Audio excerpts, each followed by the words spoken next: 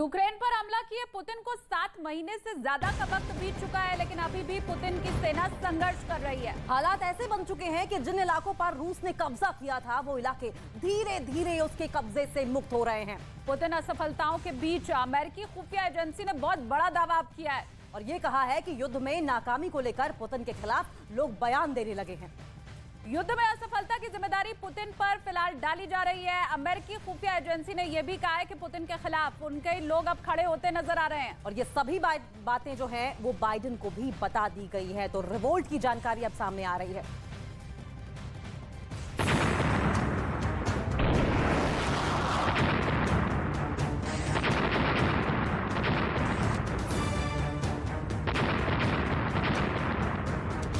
जंग, वार, पलटवार और असफलता। यूक्रेन पर युद्ध किए पुतिन को 7 महीने से ज्यादा का वक्त बीत चुका है, लेकिन पुतिन का प्लान सफल होता नहीं दिख रहा है। उल्टे उनके सैनिकों को मात खानी पड़ रही है। कई मोर्चों पर फेल होना पड़ा है। इन असफलताओं के बीच अमेरिकी खुफिया विभाग ने जो दावा किया वो हैरान करने वाला है। अमेरिका का दावा है कि रूस में पुतिन के खिलाफ कलह जारी है। युद्ध में असफलता के लिए पुतिन जिम्मेदार है। युद्ध में गलतियों के लिए पुतिन जिम्मेदार है। रूस में पुतिन के खिलाफ ज्यादा तनाव है। हालांकि अमेरिकी खुफिया विभाग ने ये नहीं बताया कि कौन कौन लोग हैं जो पुतिन को जिम्मेदार ठहरा रहे हैं। दावा ये भी किया गया कि युद्ध को लेकर अभी तक विरोध सार्वजनिक नहीं है, लेकिन लोग पुतिन के फैसलों को लेकर गुस्से में जरूर हैं। लोगों में असंतोष है। इस बीच जब पुतिन के प्रवक्ता से इन विरोधों पर सवाल किया गया तो उन्होंने ये कहा कि असहमति जरूर है, लेकिन विरोध नहीं। पुतिन की तरफ से भले ही ये दावा किया जाए, लेकिन युद्ध के मैदान से जो तस्वीरें आ रही हैं, वो भी पुतिन की असफलता को बयां कर रही हैं। यूक्रेन के सैनिक लगातार पलटवार कर रहे हैं। रूस के सैनिक पीठ दिखाकर भागते नजर आए या फिर सरेंडर करते दिखे।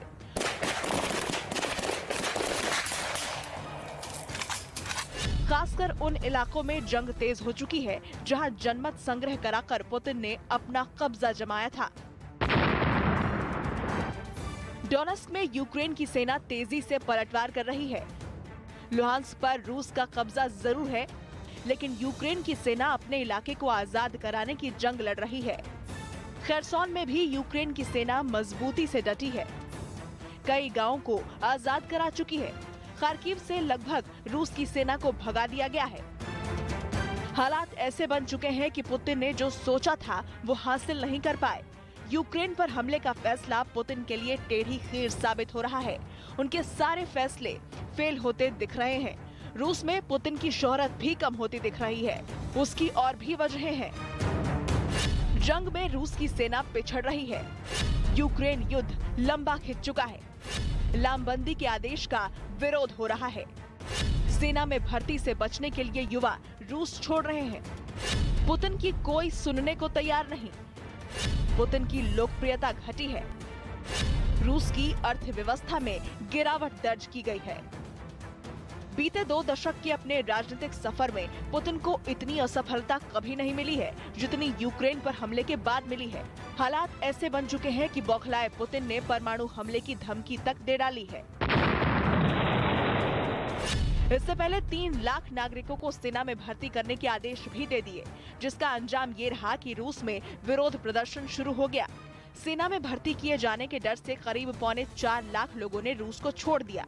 पुतिन के इन्हीं सब फैसलों के बाद रूस में उनके खिलाफ बगावत के सुर उठने लगे हैं। उनके सिर पर असफलताओं का ठीकरा भी फोड़ा जाने लगा है। तो अमेरिकी खुफिया एजेंसी का दावा यह है कि रूस में पुतिन का विरोध हो रहा है। वहीं क्राइमिया में भीषण जंग की तस्वीरें भी अब सामने आ रही हैं। क्राइमिया में भीषण विस्फोट हुआ है जिसमें एक पुल पूरी तरीके से तबाह हो गया है। ये पुल क्राइमिया को रूस से जोड़ता था। रूस की तरफ से यूक्रेन पर हमले का आरोप लगाया गया है। पुतिन ने इस विस्फोट के जांच के आदेश दे दिए हैं। फिलहाल ये तस्वीरें आपकी टीवी स्क्रीन पर उस पुल की है जो कि क्राइमिया में ब्लास्ट करके उड़ा दिया गया है। तो रूस को क्राइमिया से जोड़ने वाले पुल को पूरी तरह से तबाह कर दिया गया है। यहाँ के लपटें उठती हुई जो पुल से दिखाई दे रही हैं, वो तस्वीर फिलहाल आपके सामने। और देखिए किस तरीके से क्राइमिया पर पहले से ही रशिया का प्रभुत्व रहा है और ऐसे में ये तस्वीरें अपने आप में ही बयां करती हैं कि किस तरीके से इस ब्लास्ट को अंजाम दिया गया। और ये जो तस्वीरें हैं वो आपको हम एक बार फिर से दिखा देते हैं, क्योंकि आरोप ये लगाया जा रहा है कि यूक्रेन ने यह विस्फोट किया और इस पुल को तबाह कर दिया। ये रशिया और क्राइमिया को जोड़ने वाला पुल था और अब फिलहाल पूरी तरह से ये पुल ध्वस्त हो चुका है। ये देखिए ये लंबा पुल और किस तरह से इसमें बीच में आग लगी है, वो तस्वीर आपके सामने। और ये लपटें जो आप देख सकते हैं साफ तौर पर आग की ऊंची उठती लपटें और धुआं गुबार, ये बताने के लिए काफी है किस तरीके से यूक्रेन की ओर से रिटेलिएट किया गया। और रिटेलिएट करते हुए जो ये जगह, ये देखिए ब्लास्ट के जिस वक्त ये ब्लास्ट हुआ उसके बाद किस तरीके से पूरा का पूरा इलाका एक तरीके से शेक करने लगा, कंपन यहाँ पर होने लगी। और ये ब्लास्ट के पहले की तस्वीरें हैं जो कि यूक्रेन और रशिया को जोड़ती है, ये वही पुल है।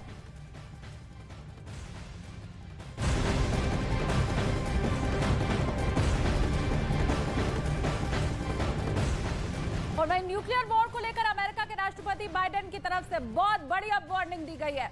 और वार्निंग ये दी गई है, बाइडेन ने परमाणु खतरे की तुलना क्यूबा मिसाइल संकट से कर दी है, जिसने 1962 में दुनिया को तबाही की कगार पर लाकर खड़ा कर दिया था। तो बड़ी खबर है, एटम बम के फटने का काउंटडाउन शुरू हो गया था। बाइडेन की माने तो फिलहाल कुछ वैसे ही हालात बनते हुए दिखाई दे रहे हैं। आखिर बाइडेन ने ऐसा क्यों कहा है, आप इस रिपोर्ट को देखिए और समझिए।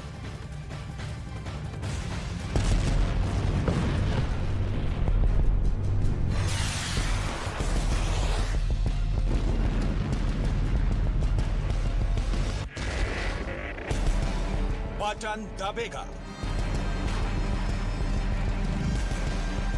परमाणु बम निकलेगा, फटने के लिए गिर पड़ेगा और चंद सेकंड में धरती पर वो होगा जो पिछले 7 दशक में नहीं हुआ।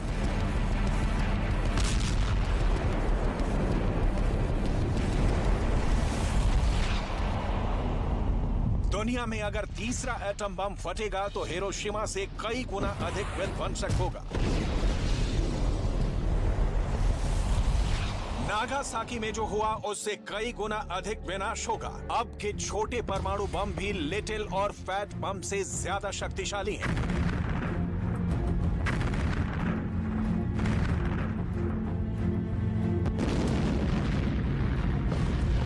इतने ताकतवर कि उनके जमीन पर गिरते ही जर्रा जर्रा थर्रा उठेगा, आसमान में अंधेरा छा जाएगा, धरती शोलों से लाल हो जाएगी, लोग पल भर में जीते जी खाक में बदल जाएंगे, ना पेड़ पौधे बचेंगे और ना ही इंसान।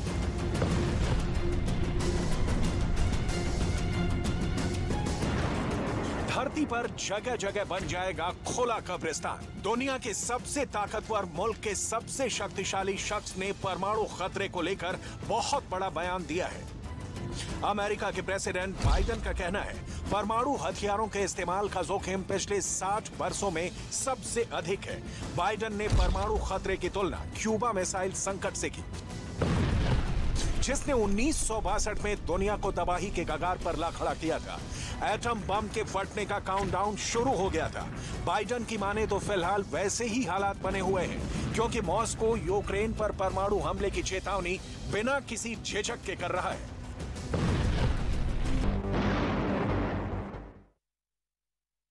रूस और यूक्रेन के बीच चल रहे युद्ध के बीच बहुत बड़ी खबर इस वक्त की आ रही है। और खबर यह है कि रूस के हमले में यूक्रेन के 2 नागरिक मारे गए हैं, जबकि 7 बुरी तरीके से घायल हो गए हैं। रूस ने यह हमला डोनेस्क में किया है। इस पूरे इलाके में यूक्रेन की सेना दोबारा कब्जे की जंग लड़ रही है, जिसमें रूस ने बहुत बड़ा हमला किया है। आपको बता दें, तस्वीरें आपकी टीवी स्क्रीन पर आप डोनेस्क की देख पा रहे हैं। शुरुआत से ही, वॉर की शुरुआत से ही रशिया की नजर डोनेस्क पर बनी हुई थी और रिटेलिएशन यूक्रेन की ओर से लगातार की जा रही थी। रूस के इस हमले में 2 लोगों की मौत हुई है, जबकि बताया जा रहा है कि 7 लोग जख्मी हैं। वहीं मॉस्को यूक्रेन पर परमाणु हमले की चेतावनी बिना किसी झिझक के कर रहा है।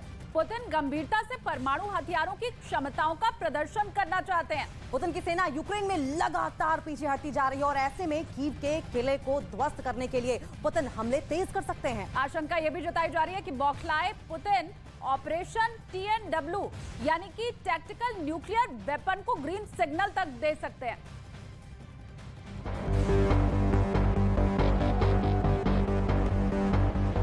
पुतिन खुलकर एटम बम की बात करते हैं। मॉस्को के मशहूर इंस्टीट्यूट ऑफ इंटरनेशनल रिलेशंस यानी MGIMO के प्रोफेसर रह चुके राजनीतिक वैज्ञानिक वालेरी सोलोई ने बाइडेन से भी बड़ा दावा किया है। वालेरी सोलोई ने पुतिन को लेकर एक नहीं कई सनसनीखेज दावे किए हैं। सबसे पहले पुतिन के परमाणु हमले को लेकर वालेरी सोलोई ने क्या दावा किया है, इसे सुनिए। К ситуации ядерного апокалипсиса гораздо ближе, чем во время Карибского кризиса.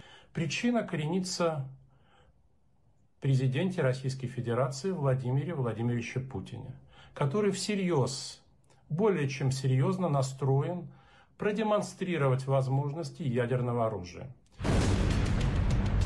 द न्यूयॉर्क टाइम्स की एक रिपोर्ट के मुताबिक दुनिया के मशहूर युद्ध विश्लेषकों का मानना है कि पुतिन की सेना किसी भी पारंपरिक युद्ध को कैसे परमाणु युद्ध में बदला जा सकता है, इसका अभ्यास भी कर चुकी है। और खासकर यूक्रेन युद्ध के मैदान में भारी नुकसान के बाद रूस की सेना ऐसा कर भी सकती है।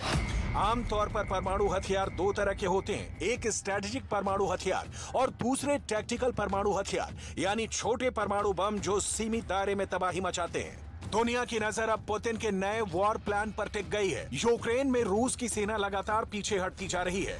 ऐसे में कीव के किले को ध्वस्त करने के लिए पुतिन हमले तेज कर सकते हैं। गोली बारूद और टैंक मिसाइलों से अगर काम पूरा होता नहीं दिखा तो आशंका है कि बौखलाए पुतिन ऑपरेशन TNW यानी टैक्टिकल न्यूक्लियर वेपन को ग्रीन सिग्नल दे सकते हैं। Не может себе позволить потерпеть поражение. И у него остались в загашнике два инструмента. Значит, первый инструмент – это мобилизация, которую он использует. Второй инструмент – это демонстрация. Демонстрация возможностей ядерного оружия. अगर ये हुआ तो वो होगा जिसे देखकर पूरी दुनिया दहल जाएगी। अगर यूक्रेन में रूस अपने टैक्टिकल न्यूक्लियर वेपन से वार करता है तो यूक्रेन की तस्वीर पूरी तरह से बदल जाएगी।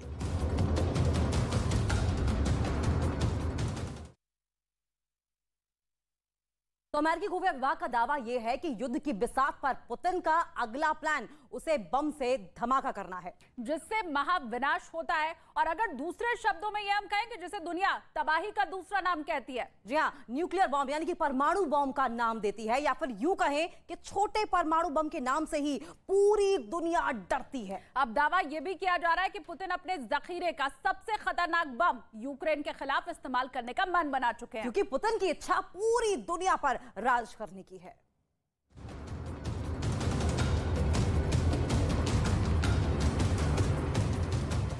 सवाल है, क्या यूक्रेन में गिरेगा छोटा एटम बम? क्या यूक्रेन के शहर ऐसे हो जाएंगे खत्म? पुतिन का 5 किलो परमाणु बम प्लान। अमेरिका की डिफेंस इंटेलिजेंस एजेंसी को लगता है कि अगले कुछ दिनों में रूस यूक्रेन युद्ध में एटॉमिक कदम उठा सकता है। डिफेंस इंटेलिजेंस एजेंसी के डायरेक्टर स्कॉट डी बैरियर ने अमेरिकी संसद की सैन्य समिति को बताया है रूस पश्चिमी देशों को संकेत देने और अपनी ताकत के प्रदर्शन के लिए अपने परमाणु हथियारों पर अधिक निर्भर हो सकता है। स्कॉट डी बैरियर ने जो आशंका जाहिर की है उसे अगर दूसरे शब्दों में कहें तो युद्ध की बिसात पर पुतिन का अगला प्लान उस बम से धमाका करना है जिसे दुनिया तबाही का दूसरा नाम कहती है, परमाणु बम का नाम देती है, या कहें कि छोटे परमाणु बम के नाम से पूरी दुनिया डरती है। फेडरेशन ऑफ अमेरिकन साइंटिस्ट के मुताबिक रूस के पास 1 किलो टन से लेकर 100 किलो टन क्षमता के तकरीबन 2000 छोटे न्यूक्लियर बम हैं, जिन्हें टैक्टिकल न्यूक्लियर वेपन भी कहा जाता है।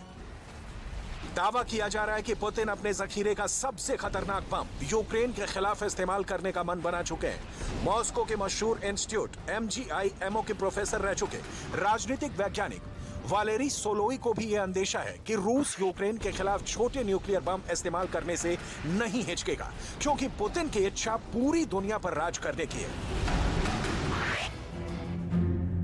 छोटे एटम बम रूस के सबसे महाविनाशक हथियारों में से एक है। टैक्टिकल न्यूक्लियर वेपन को रूस ने शीत युद्ध के दौरान बनाया था। रूस के टैक्टिकल न्यूक्लियर बम को एयरक्राफ्ट से गिराया जा सकता है और यूक्रेन के शहरों को बर्बाद किया जा सकता है। रूस के छोटे परमाणु बमों को पारंपरिक मिसाइलों पर लोड किया जा सकता है। मिसाइल के तौर पर इस्कंदर मिसाइलों के जरिए टैक्टिकल न्यूक्लियर वेपन से 500 किलोमीटर दूरी तक दुश्मन देश में निशाना बनाया जा सकता है। यही नहीं, रूस के पास ऐसे मिसाइल सिस्टम भी हैं जो पनडुब्बी या युद्धपोत से लॉन्च किए जा सकते हैं। इन पर भी ये टैक्टिकल न्यूक्लियर वेपन फिट बैठते हैं। रूस का कैलिबर मिसाइल SN-30 समंदर में भी पनडुब्बी या जहाज से लॉन्च किया जा सकता है और ये 1500 से 2500 किलोमीटर दूर तक निशाने को भेज सकता है।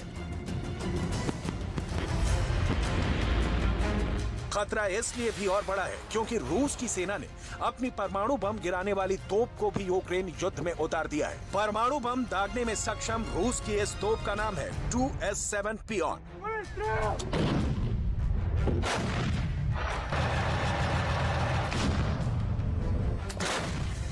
परमाणु बम गिराने वाली रूस की ये तोप कैसे आग उगलती है, इसे देख लीजिए। रूस की ये तोप 37 किलोमीटर तक परमाणु बम से भरे गोले ऐसे ही दाग सकती है।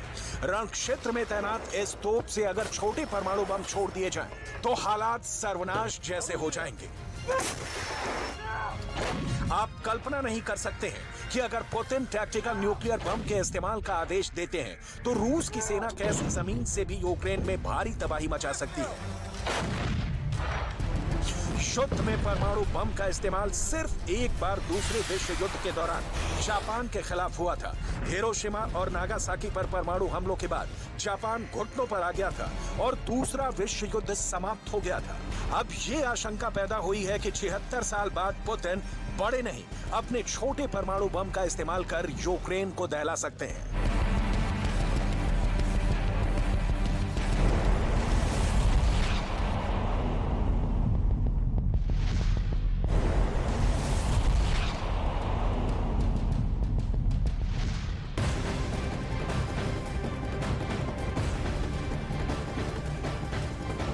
इस वक्त की बड़ी अपडेट आ रही है रूस यूक्रेन जंग पर। ये बहुत बड़ी खबर वॉर जोन से आ रही है। पुतिन को यूक्रेन में हार को लेकर ये बड़ी अपडेट है। रूस यूक्रेन जंग पर बड़ी खबर आपको बता दें, पुतिन को यूक्रेन में हार का खतरा सताने लगा है, क्योंकि लगातार जानकारी ये आ रही थी कि कई जगहों पर रूसी सैनिकों ने पुतिन से रिवोल्ट किया है। पुतिन को सता रहा है हार का डर, और जिस तरीके से मोराल डाउन हुआ है सैनिकों का, इसके मद्देनजर भी अब पुतिन को यूक्रेन में हार का डर सताने लगा है। पुतिन को यूक्रेन में हार का खतरा सताने लगा। कई इलाकों में फिर से जो रूसी सेना है उन्होंने यूक्रेन के कई इलाकों को छोड़ दिया है, और यही बड़ी वजह है कि अब पुतिन को हार का डर सताने लगा है। और ऐसे में बाइडेन की ओर से भी एक ये बड़ी बात शुरुआत से ही कही जाती रही है कि पुतिन कितनी भी कोशिश कर लें, लेकिन यूक्रेन में उन्हें हार माननी ही होगी। और यूक्रेन भी जिस तरीके से लगातार रिटेलिएट कर रहा है, युद्ध का जवाब दे रहा है, एक के बाद एक ताबड़तोड़ गोले यूक्रेन की ओर से भी बरसाए जा रहे हैं। ऐसे में चाहे पुतिन की ओर से चेचन लड़ाकों को उतार दिया जाए, कादिरफ के बेटों को उतार दिया जाए, मोराल कहीं ना कहीं डाउन होता, जो पुतिन की सेना है, रूसी सेना है, उनका मोराल डाउन होता हुआ दिखाई दे रहा है। और यही बड़ी वजह है कि अब पुतिन को इस बात का डर सताने लगा है कहीं ऐसा ना हो कि यूक्रेन की ये जो लंबी लड़ाई है वो हार जाए।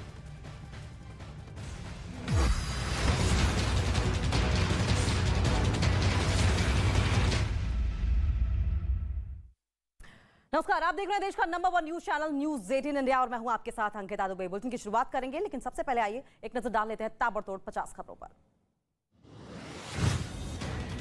रूस यूक्रेन जंग के बीच क्राइमिया में भीषण विस्फोट। क्राइमिया को रूस से जोड़ने वाला पुल तबाह, पुल से गुजर रही मालगाड़ी में लगी आग, ट्रेन में भरा था फ्यूल। उत्तराखंड के बर्फीले तूफान में मारे गए पर्वतारोहियों के शव लाए गए उत्तरकाशी। आज 7 शव लाए गए। द्रौपदी का डांडा पर बर्फीले तूफान में फंस गए थे पर्वतारोही। पंजाब के गुरदासपुर में एनकाउंटर के दौरान एक बदमाश गिरफ्तार। गुरदासपुर के बटाला के पास हुई मुठभेड़। महाराष्ट्र के नासिक में हुए हादसे में 12 लोगों की मौत, 21 घायल। पीड़ितों का नासिक के अस्पताल में चल रहा है इलाज। यवतमाल से मुंबई जा रही थी बस, ट्रक से हुई टक्कर, बस में लगी आग। नासिक में हुए हादसे पर पीएम मोदी ने जताया दुख। पीएम ने ट्वीट कर घायलों के जल्द स्वस्थ होने की कामना की। पीएम ने मृतकों के परिजनों के लिए 2-2 लाख और घायलों के लिए 50,000 की मदद का भी ऐलान किया। नासिक में हुए हादसे में मारे गए लोगों के परिवार के लिए आर्थिक मदद का ऐलान। सीएम एकनाथ शिंदे ने मृतकों के परिजन को 5-5 लाख के मुआवजे की घोषणा की। नासिक में हुए हादसे पर गृहमंत्री अमित शाह ने दुख जताया। गृहमंत्री ने ट्वीट कर पीड़ित परिवारों के प्रति संवेदना जताई और घायलों के जल्द स्वस्थ होने की प्रार्थना की। असम दौरे पर गृहमंत्री अमित शाह और जेपी नड्डा गुवाहाटी में पार्टी के नए दफ्तर का उद्घाटन उन्होंने किया। बड़ी संख्या में बीजेपी नेता और कार्यकर्ता भी रहे मौजूद। बीजेपी अध्यक्ष जेपी नड्डा का असम दौरा। गुवाहाटी में स्टेट गेस्ट हाउस में किया पौधारोपण। सीएम हेमंत बिस्व शर्मा भी रहे मौजूद। भारतीय वायुसेना आज मना रही है 90वां स्थापना दिवस। चंडीगढ़ एयरफोर्स स्टेशन पर कार्यक्रम का आयोजन। वायु सैनिकों ने दिखाए शानदार करतब। वायुसेना प्रमुख वीआर चौधरी ने किया अग्निवीर योजना का जिक्र। बोले युवाओं को देश सेवा से जोड़ने का मौका। अगले साल तक महिलाओं को भी शामिल करने की योजना। एयरफोर्स डे के कार्यक्रम में मैकेनिकल ट्रांसपोर्ट टीम का प्रदर्शन। केवल 5 मिनट में जिप्सी खोलकर 5 मिनट में दोबारा जोड़ा। किसी ऑपरेशन के दौरान ये काम अहम होता है। वायुसेना को मिली नई कॉम्बैट यूनिफॉर्म। अलग अलग जगहों को ध्यान में रखकर तैयारी की गई है। डिजिटल पैटर्न की यूनिफॉर्म। सैनिकों ने नई यूनिफॉर्म पहनकर किया मार्च पास्ट। एयरफोर्स डे पर पीएम मोदी ने ट्वीट कर शुभकामनाएं दी। पीएम ने लिखा कि एयरफोर्स ने दशकों तक अद्भुत कुशलता के साथ काम किया है। उन्होंने देश की रक्षा की। पीएम मोदी ने एक वीडियो भी ट्वीट किया। अमेरिका में केंद्रीय मंत्री हरदीप सिंह पुरी ने बड़ा बयान दिया। हरदीप सिंह पुरी ने कहा, जहां से सुविधा होगी भारत वहीं से तेल खरीदेगा।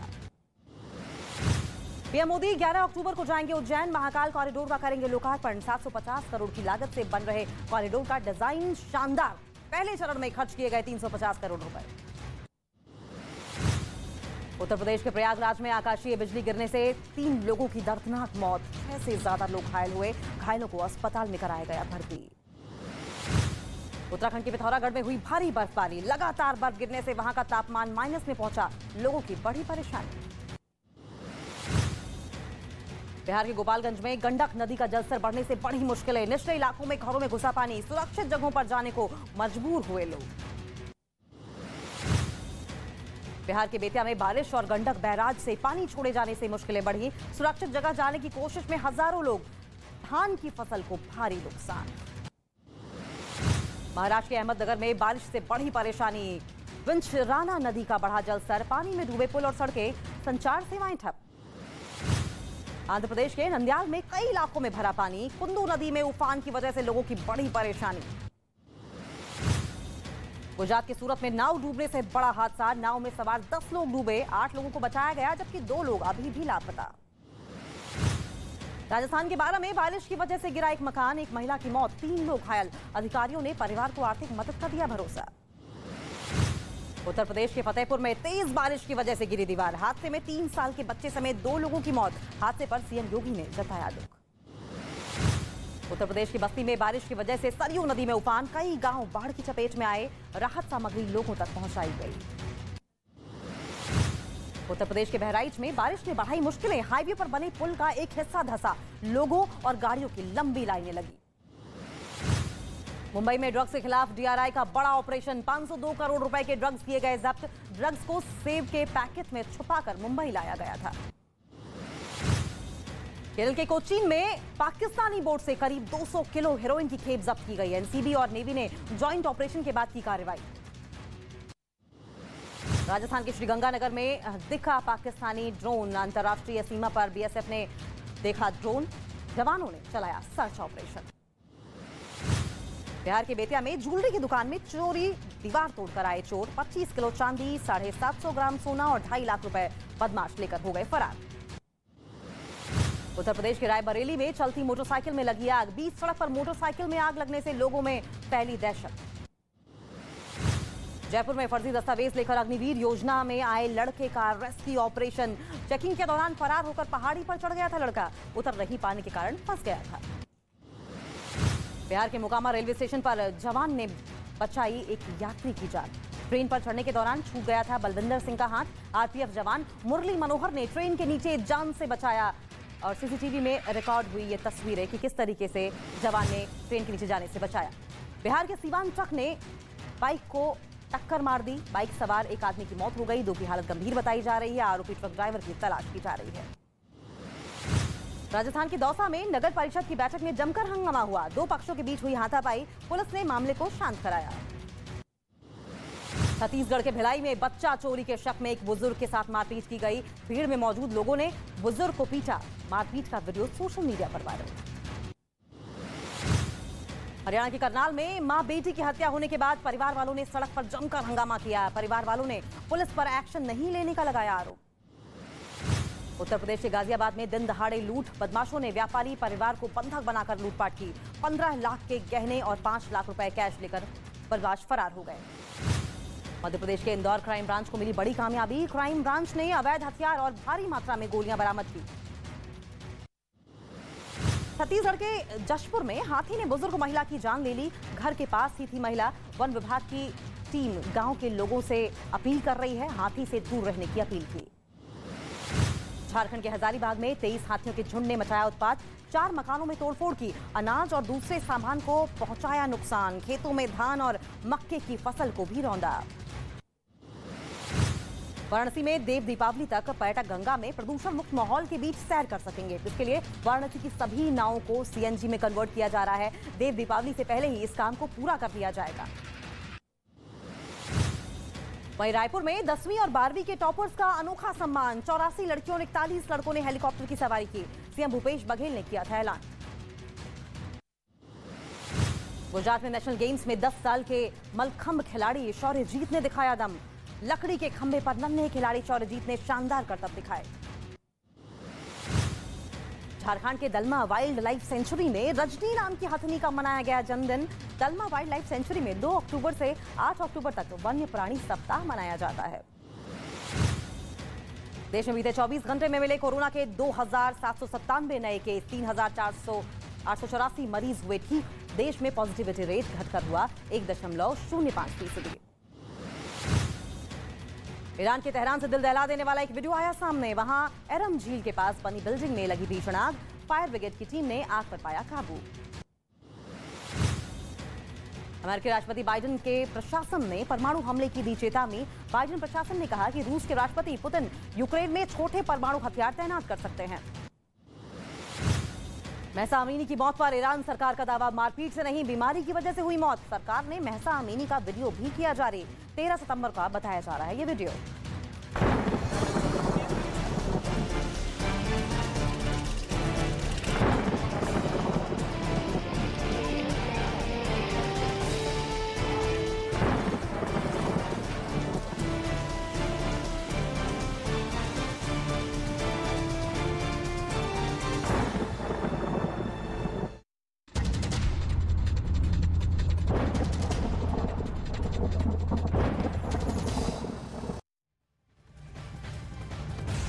हिंदुस्तान में अक्टूबर में भी आसमानी आफत जारी है। पहाड़ी इलाकों से लेकर मैदानी इलाकों तक स्थिति बहुत खराब है। भारी बारिश की वजह से लोगों का जीना बेहाल हो चुका है। उत्तर प्रदेश की बात की जाए तो उत्तर प्रदेश में मूसलाधार बारिश के बाद कई जिलों में जनजीवन प्रभावित है।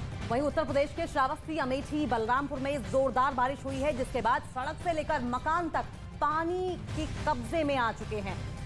श्रावस्ती में तो भारी बारिश के बाद गांव टापू में तब्दील हो चुका है, तो अमेठी में इतनी बारिश हुई है कि परेशानी बहुत ज्यादा।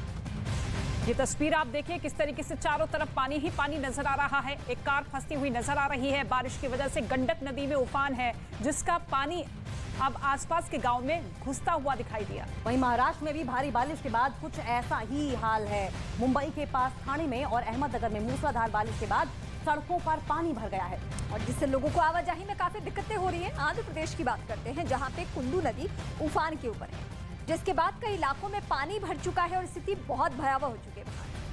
इसके साथ ही कुछ और राज्यों की तस्वीर भी आप देख रही है, किस तरीके से उत्तराखंड, चाहे महाराष्ट्र हो, उत्तराखंड हो, आंध्र प्रदेश हो, यूपी हो, हर जगह आफतकाल नजर आ रहा है।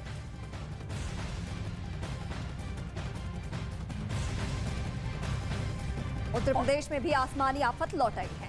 इसके साथ ही अमेठी में पिछले 2 दिनों से लगातार बारिश होने के बाद लोगों की परेशानी बढ़ चुकी है। बारिश की वजह से कई इलाकों में बारिश का पानी भर गया है। तस्वीरों में आप साफ देख सकते हैं। अंडरपास से पानी लबालब भरा हुआ है, जिसमें एक कार फंस गई और बताया ये भी जा रहा है कि अंडरपास में कई गाड़ियां फंसी हुई, जिसके बाद लोग भारी मशक्कत के बाद वहां से निकलते हुए दिखाई दिए। और तस्वीर अब आप देखिए, ये देखिए चारों तरफ किस तरीके से पुल के अंदर पानी भरता हुआ दिखाई दिया और पानी कई फीट तक भरा हुआ है। हालांकि कई कारें यहां पर फंसी हुई नजर आई, कार की छत पर भी लोग कुछ नजर आए। ट्रैक्टर आप देख सकते हैं, ट्रैक्टर भी जो है पानी के बीचों बीच फंसा हुआ दिखाई दिया। आसपास के लोग वहां पर मौजूद थे, उन्होंने कुछ हद तक मदद भी इनकी की। रीमा, बिल्कुल, तो ये तस्वीरें देखकर आप बिल्कुल समझ सकते हैं कि परेशानी और चुनौती किस कदर बड़ी है। और यहाँ की स्थिति, ये बीचों बीच पानी के बीचों बीच जो एक गाड़ी दिख रही है और वहाँ कैसे भी सहारा लेकर लोग बैठे हुए, ये परेशानी इस वक्त आप महसूस कर सकते हैं। चलिए खबरों में आगे बढ़ेंगे और बात उत्तर प्रदेश की कर लेंगे। उत्तर प्रदेश के श्रावस्ती में मूसलाधार बारिश के बाद कई इलाकों में बाढ़ जैसी स्थिति हो गई है। गाँव में बाढ़ का पानी आ जाने से हालात बेहद खराब है। भारी बारिश के बाद अचानक राप्ती नदी में उफान आ चुका है, जिसके बाद नदी का पानी आसपास के गाँव में घुस गया।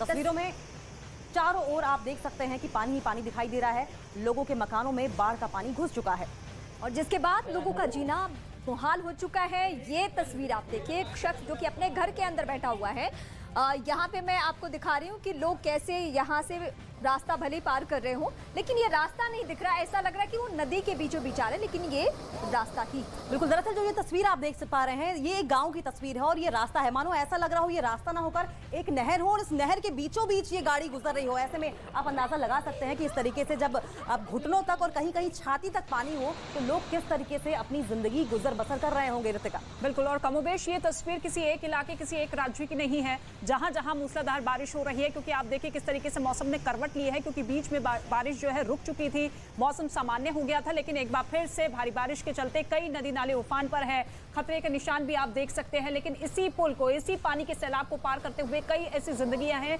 जो कि फंसती हुई भी नजर आई है। आसपास के लोग उनकी मदद करने की कोशिश करते हुए नजर आए, लेकिन बहुत से ऐसे वाहन हैं जो कि इसी गहरे फीट में जो पानी भरा हुआ है वहां से गुजरते हुए दिखाई दिए।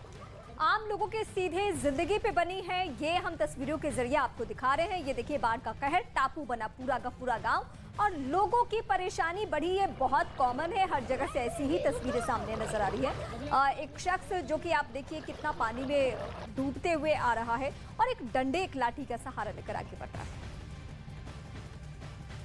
तो फिलहाल देखिए किस तरीके से राप्ती नदी में आए उफान के बाद कई गांव बाढ़ का कहर झेल रहे हैं। कई गांव टापू में तब्दील हो चुके हैं, जिसके बाद लोगों की परेशानियां बढ़ गई हैं।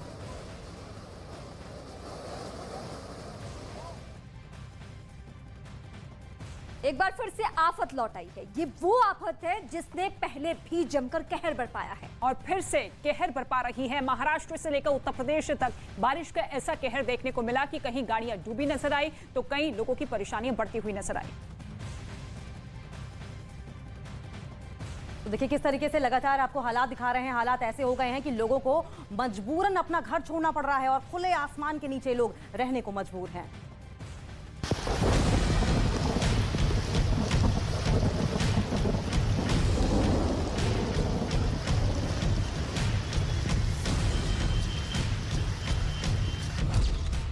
एक बार फिर लौट आई आफत। गांव-गांव दरिया, शहर-शहर सैलाब। आसमान से बरसी आफत वाली बारिश।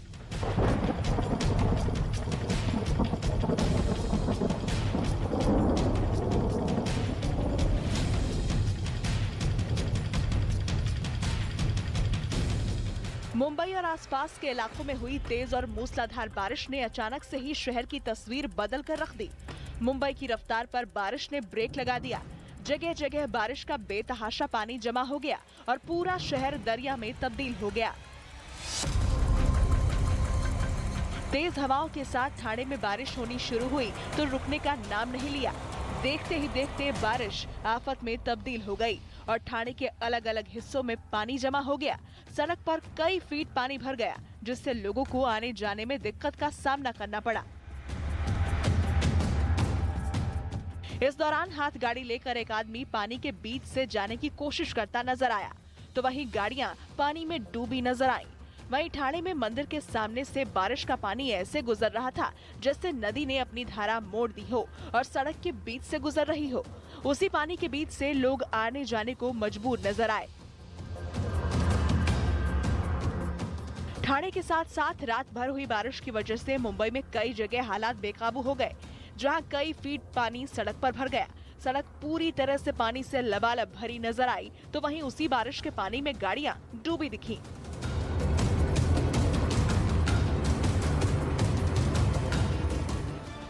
उत्तर प्रदेश के अमेठी में 2 दिन से बारिश हो रही है, जिसकी वजह से लोगों की मुसीबत बढ़ गई है। बारिश की वजह से लखनऊ वाराणसी अंडरपास में कई फीट पानी भर गया, जिसमें कई गाड़ियां डूबी नजर आईं। तो वहीं अपनी जान बचाने के लिए लोग गाड़ियों की छत पर बैठे दिखे। आंध्र प्रदेश के अलग अलग हिस्सों में आसमान से आफत बरसी तो लोगों का जीना मुहाल हो गया। तो वहीं नंदयाल में हालात बद से बदतर हो गए। बारिश की वजह से कुंडू नदी उफान पर आ गई, जिसकी चपेट में आसपास के इलाके आ गए और कई गांव जलमग्न हो गए। सड़क मानो कहीं गायब हो गई। कई फीट पानी के बीच लोग निकलते नजर आए। इस दौरान कई मोटरसाइकिल सवार जान जोखिम में डालकर सैलाब को पार करते दिखे, तो वहीं एक मोटरसाइकिल को कई लोग उठाकर सैलाब पार कराते दिखे। एक बार फिर से आसमानी आफत लौट आई है, जिसने लोगों की परेशानी बढ़ा दी है। कहीं सैलाब नजर आया तो कहीं शहर पानी पानी हो गए।